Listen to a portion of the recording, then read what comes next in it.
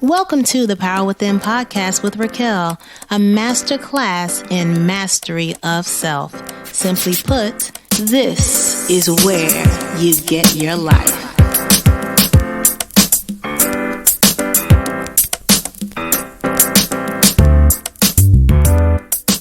Hey there, this is Richale, your favorite therapist, coach, and sister friend. And today we are going to talk a little bit about sitting with and then letting go of depression.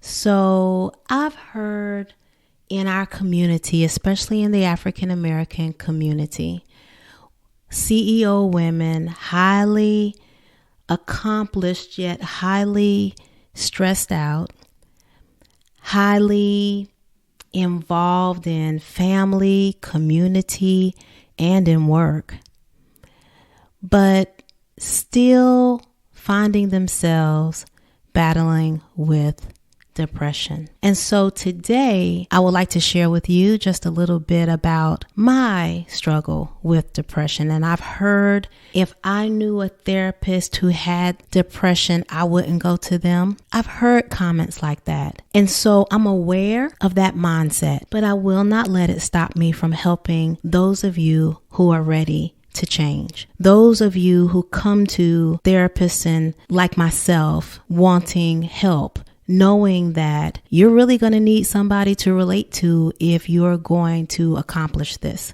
Some of the best substance abuse counselors are former addicts. They can relate to the people. And so it's in that those that they're helping find comfort, and they look at them and they say, if you can do it, I can do it too. So I am hoping that because I'm going to share a little bit of my story today with you, that you will be blessed and that it will help you to come out of it. And that's the whole purpose of this. We're not talking about how to stay depressed. I don't think anybody needs help with staying depressed. I think we definitely need help with understanding how to move out of it. And many times, because of who we are and because of the people that we serve, we are not able to admit it because of the culture that we grew up in. Again, being African American, this is unspoken of, and mental health has impacted my whole life. It is why I do what I do. My mother was diagnosed with a condition in 1987, and at that time they didn't have a proper name for it, but now we know the name, and it's her story, and she knows that I share it. But I have my own story. Why? Because I come from a lineage that mental health has impacted. And if you're listening to me just by researching the numbers, you probably come from a lineage that has it there as well. You may not be aware of it. Why? Because people historically are ashamed to talk about mental health. They don't understand it. When I was a little girl and my mom got diagnosed, nobody talked to me about it. No one said to me, how are you doing? No one, not even a social worker who knew what was going on at the time, gave me the tools to deal with a mother who was mentally ill. I was left to fend on my own. And so that's not the moral of today's lesson. I just want you to know the background. I want you to know who you're dealing with, because it is that has allowed me to transform that pain into purpose. However, it doesn't mean that I don't experience it from time to time. It doesn't mean that there aren't things that trigger me to go back and to experience depression one more again. But you know what? It's because I've been through it, and it's because I've transformed that pain into purpose that I am a therapist, a coach, and a sister friend. It's that reason that I do this podcast, because I want to get that message out to my sister CEO women.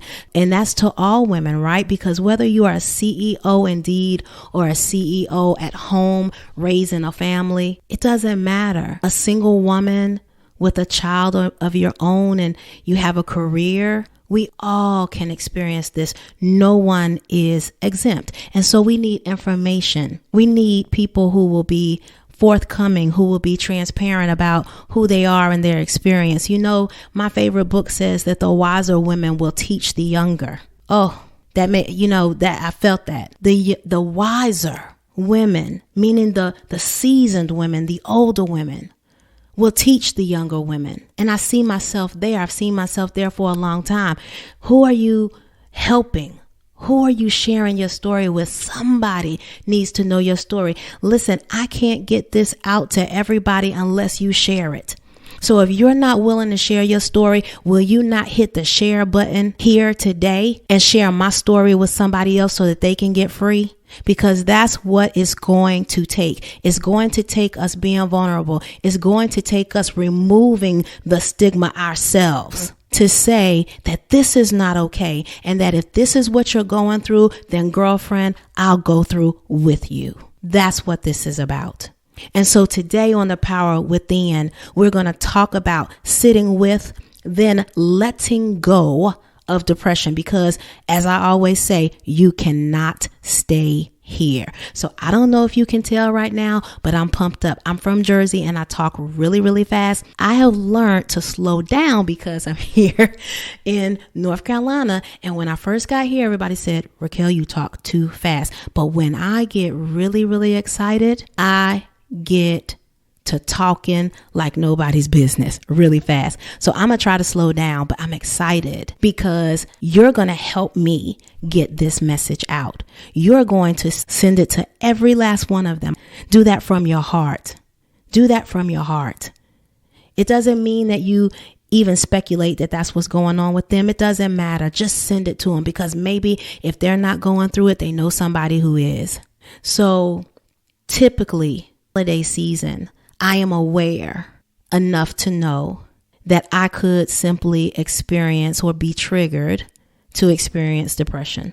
There are several times in my life throughout the year that I know I'm susceptible to that. And so I'm probably ahead of myself already, but that is why I want to explain that to you, because remember on The Power Within, we talk all the time about awareness. So as your awareness increases, your responsibility to yourself and to everyone around you increases. Okay. And so because I know that, then I'm responsible to take care of myself. I know because of my awareness that there are patterns, and I know of the triggers. And so when someone I'm working with comes into my office, one of the first things that we get to after we get to the background story, right? The story that many people like to lean upon. Like I could lean upon the fact that my mother had a mental illness and that I was affected in this way, that way, and the other way, or I could do something about it. So that's what I help people do. When you come in, we're not going to talk too much about that story. We're going to get that story out. Definitely, because I need to hear it. You need to hear it. You need to hear yourself say it. But we are going to move from there, because the only way you change is if you move. Transformation signifies movement, right? Change, the word, signifies movement. So you come because you want to move, you want to grow, you want to change, you want to transform your life. And so after we share that story, we get to moving. We get to figuring out, well, what are my triggers? What are the things that can typically trigger me? And as awareness increases, we keep building upon that. We go deeper, we go wider, we go higher to know who we are. In order to grow yourself, you must know yourself. So that's the first order of business. Now, I know when what the triggers are. I also know what seasons and what patterns they come in. And today I'm not going to talk about seasonal affective disorder. However, seasonal affective disorder is real. And that means that some people are affected seasonally by the weather. Okay, so in the winter, when it's cold and the time goes back, they experience that. So we're not going to talk about that today, but just know that that's real and that does exist. And it could be why you're experiencing it now. But for me, knowing that seasonally I could experience depression is key. I know other times of the year when this also occurs. So let's get into the logistics of it. Now, if you've been listening to The Power Within long enough, you've heard me say that when you tend to take your mind and your thoughts and stay there a little bit too long to the past, that's when you experience depression. And if your thoughts go too forward fetching and you begin to worry about your future, that's where anxiety kicks in. And the experience of depression and anxiety are very different, but today we're focusing on depression. So what happened with me was on yesterday, I realized in all of the Christmas bustle that some of my thoughts about Christmas and the commercialism of Christmas and what does Christmas mean to me and my family and the community that I live in and those that I surround myself in, I became triggered. And it was like a slow slope, but within one day. So if you really think about that, it's kind of fast. It's just within 24 hours, because then when I wake up the next morning, I wake up feeling some kind of way. And you know how that is, ladies. Sometimes you can't call it. You just wake up and this is how you feel. And you know, sometimes we term it as, I don't feel like myself, right? I don't feel like me today. Something's off. I'm not sure what it is. Okay. And so it'll sound like that. And maybe we're distracted. Maybe we have no appetite to eat. Things like that begin to happen that we deem as out of ordinary or not what we as therapists call our baseline. So as a therapist, I'm, pretty aware and looking at myself like, okay, I can tell that the thought pattern that I had on yesterday, because remember, the mind is that fertile ground that we have to till and take care of. So I realized that my thought process yesterday was being challenged, and that I needed to really pay attention to it and ask questions to myself and challenge the thoughts or the negative thoughts that I may have had at that time. And I did that, and I went through that process, went to sleep, wake up, you think everything's good, but that feeling is still with you. Those emotions are still with you. You feel very tender. You feel very emotional. And in a little while, I want to talk about, how society has really made especially African American women appear to be emotional as if that is a negative thing, that is unprofessional. And so again, I wake up, I'm still feeling some kind of way. The process that I go through is actually, or I went through this morning, is actually what I really want to share with you to help you to get through it. Because as you can see, it hasn't stopped me from doing the things that I need to do. I can still forge on. And actually right now I can say that I'm so much better than I was just a couple of hours ago. But see, when you have a responsibility, not only to yourself, but to your family and to so many people that you serve, many of these things and experiences, good, bad, or indifferent, when they come to you, there is truly a lesson to be learned. My favorite book tells me that my life's not my own. And so that means that I have to share this with you. See, that's the mantle that's on my heart, that this is what I do. So I can't push anybody else to do this. This is my responsibility. I know that it's my responsibility to share my story with others, because it is so freeing, not only for them, but it is freeing for me as well. So right now, as I record, I'm free. And I feel so good about what is here, what is about to take place for you if you take a hold. This morning, I was able to think about what's the greater lesson here and what is God trying to show me? Because, if you ever have experienced a depressed mood, it's not anything you want. You don't even want your enemy to have it, right? You feel so uncomfortable, but you're sitting with your feelings. But let me tell you something. The more that you learn to sit with your feelings, the shorter the episodes become, the more aware you become, and the faster you get on to moving on with life. You're not stuck. You're unstoppable. You're not stuck. You're moving ahead. And that's what we want. We want forward moving. So remember, depression, if my thoughts go to the past, that's where depression comes from. And I told you that to explain to you that that's exactly what I noticed about myself.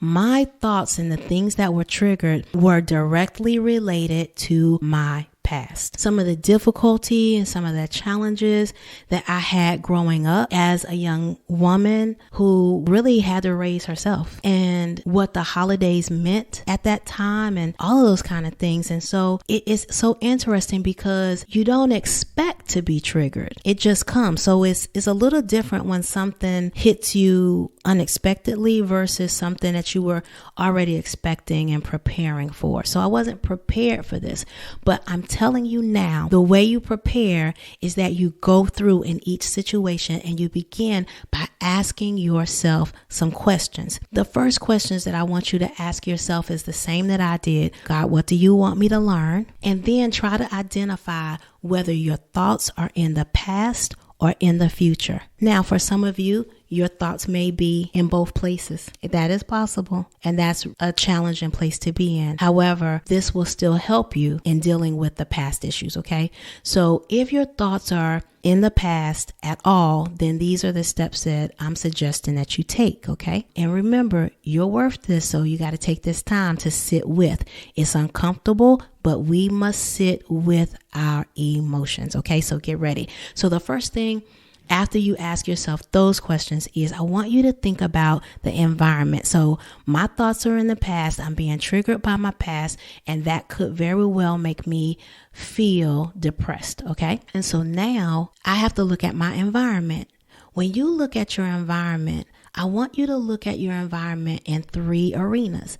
That is the planes that we're on: physical, mental, and spiritual. When you do that, think about what type of support you need. Ask yourself this question: do I need support physically, mentally, or spiritually? You may need support in all 3 of those areas. So now, even though you've decided that you do need help in all 3 areas, then I want you to go back to each area and prioritize the areas. Prioritize them and then get to work on you. So now you're going to look at, how can I recreate my environment? How can I re-energize my environment? And this is what I'm telling you, the process that I went through this morning, okay? So I know that this works because I'm sitting here right now with you with a smile on my face and my heart full, because I know that if you listen, this will help you, okay? All right. And so now I want you to prioritize that list. If you have other things to do in the day, listen, that stuff can wait. This is important, because if you attempt to do those other things on your list when you're in this space, you'll realize quickly that you're not in the right space to do them. And then you'll have to ask yourself, how effective will your work really be if you ignored this and went on with it? Now, Sister CEO, I understand, because listen, I got a list of things to do today as well, but this is really important in the scheme of things.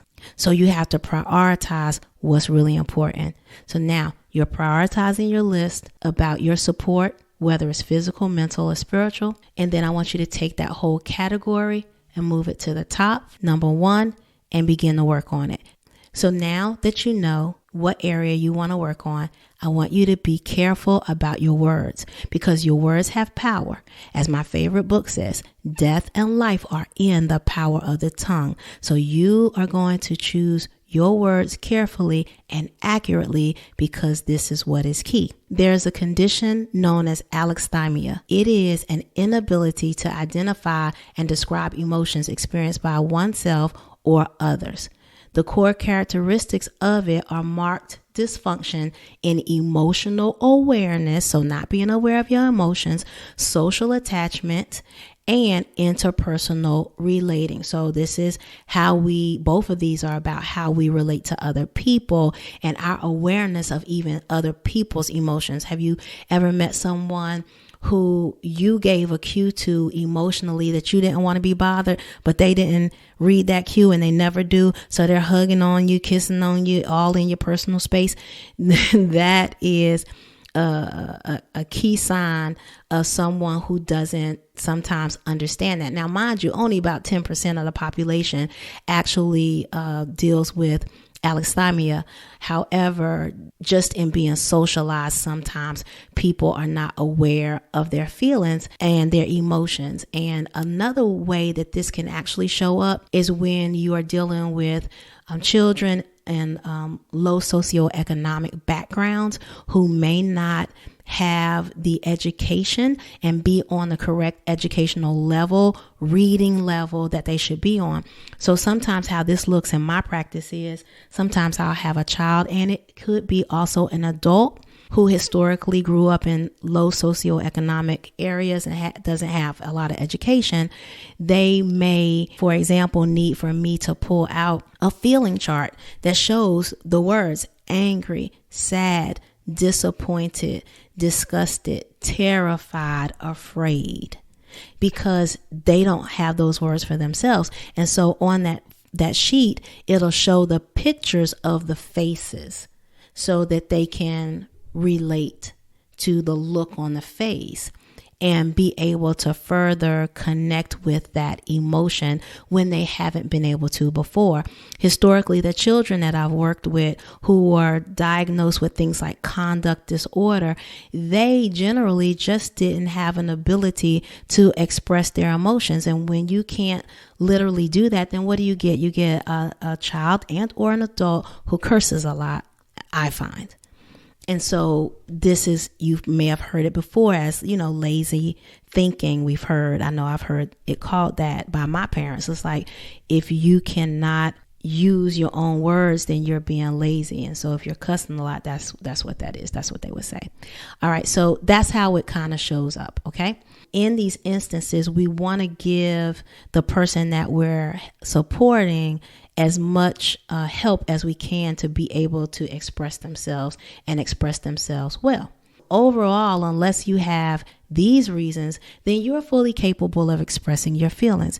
You just may need some time to process, or you may need to be exposed to assertiveness skills to begin to speak up and out for yourself. Now, those of us who can express our emotions well are historically able to bounce back from setbacks much quicker.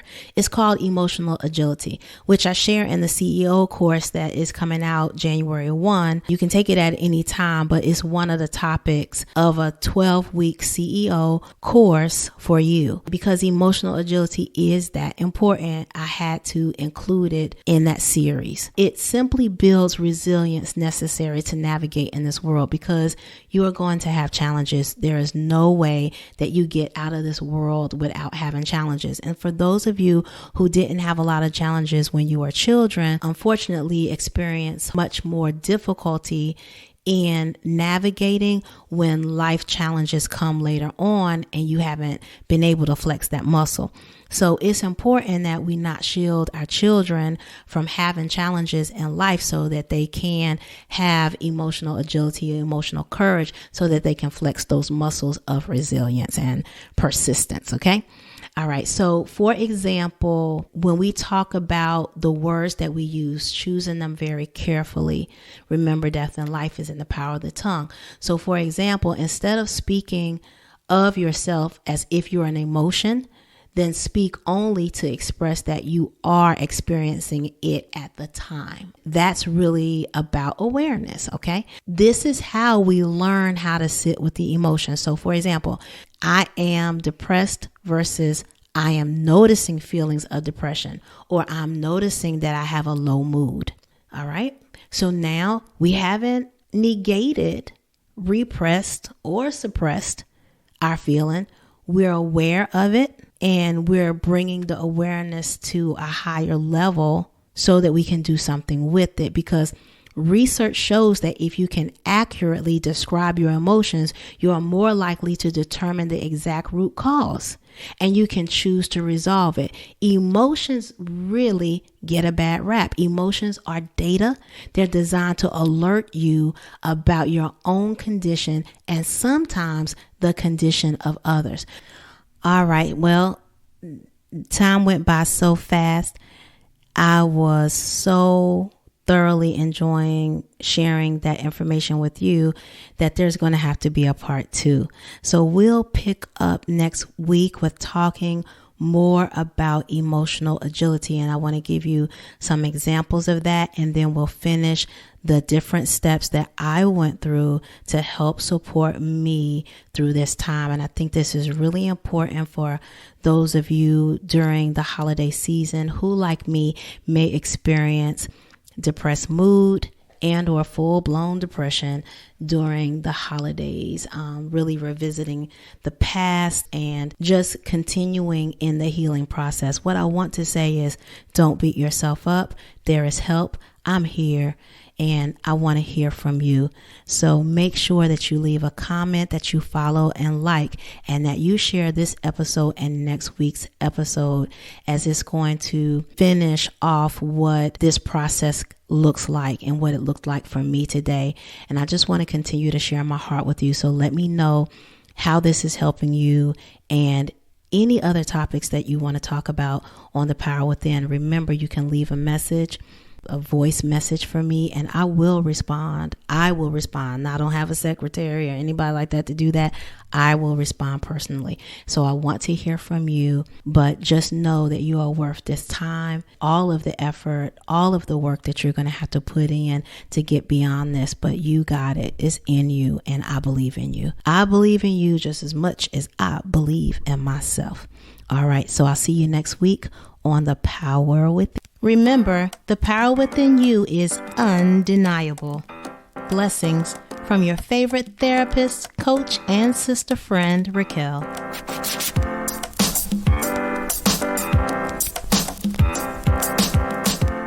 You've been listening to the Power Within podcast with Richale Reed.